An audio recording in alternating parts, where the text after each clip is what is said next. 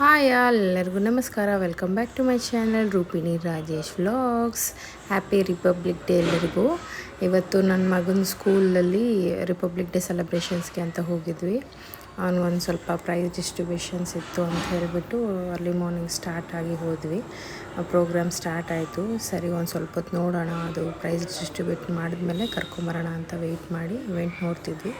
ತುಂಬ ಚೆನ್ನಾಗಿದೆ ಅವ್ರ ಸ್ಕೂಲ್. ಇದು ಆಡಿಟೋರಿಯಮ್ ಅಂದರೆ ಆಚೆ ಓಪನ್ ಸ್ಪೇಸಲ್ಲಿ ಮಾಡಿದ್ದಾರೆ. ಚೆನ್ನಾಗಿತ್ತು. ಮಕ್ಕಳೆಲ್ಲ ಒಂದಷ್ಟು fancy dresses ಹಾಕ್ಕೊಂಬಂದಿದ್ರು.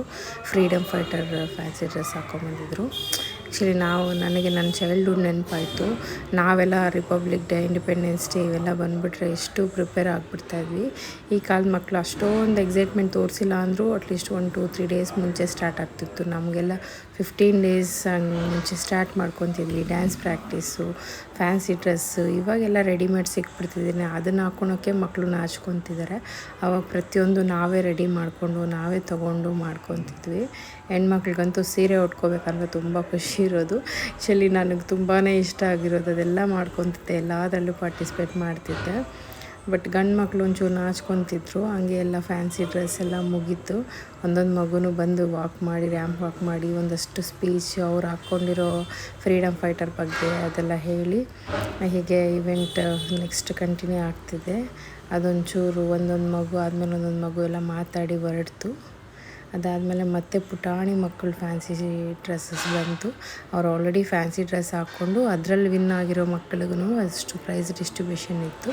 Plus republic day ದಿನ ಕೂಡ ಅವರು ಒಂಚೂರು ಹಾಕ್ಕೊಂಡು ಬಂದಿದ್ದರು ಫ್ರೀಡಮ್ ಫೈಟರ್ ಡ್ರೆಸ್ಸಸ್ ಎಲ್ಲ.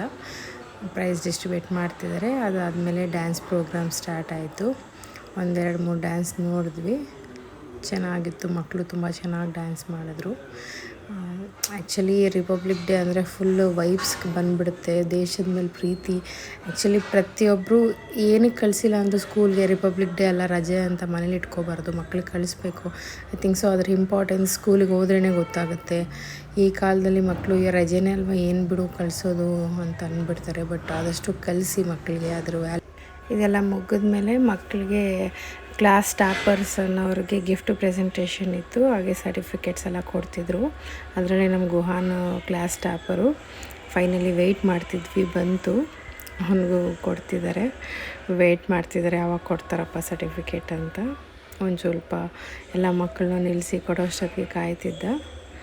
ಒಂದೊಂದು ಮಗುದು ಹೆಸರೆಲ್ಲ ನೋಡಿ ಚೆಕ್ ಮಾಡಿ ಕೊಡ್ತಿದ್ರು ಅಂತ. ತುಂಬ ಖುಷಿ ಆಗ್ಬಿಡ್ತು ನನಗೆ. ಯಾವಾಗ ಕೈ ಕೊಡ್ತಾರ ಅಂತ ಕಾಯ್ತಿದ್ದ. ಕೊಟ್ಟಮೇಲೆ ಹಾಗೆ ಎಲ್ಲ ನಿಂತ್ಕೊಂಡು ನೋಡ್ಕೊತಿದ್ದಾನೆ ಫಸ್ಟ್ ಬಂದಿದ್ದೀನಿ ಅಂತ. ಫುಲ್ ಖುಷಿ ಆಯಿತು. ಅದನ್ನು ತೊಗೊಂಡು ಬಂದು ಎಷ್ಟು ಖುಷಿಯಾಗಿ ಹೇಳ್ದ ಗೊತ್ತಾ. ವೆಯ್ಟ್ ಮಾಡ್ತಿದ್ದಾನೆ, ನಾವು ಎಲ್ಲಿದ್ದೀವಪ್ಪ ಫೋಟೋ ತಗೊತಾರಲ್ವ ಅಂತ ಸ್ಮೈಲ್ ಮಾಡ್ದೆ, ಒಂದು ಬಿಗ್ ಸ್ಮೈಲು. ಹಾಗೆ ಈವೆಂಟ್ ಮುಗಿಸ್ಕೊಂಡು ವಾಪಸ್ ಬಂದ್ವಿ. Thanks for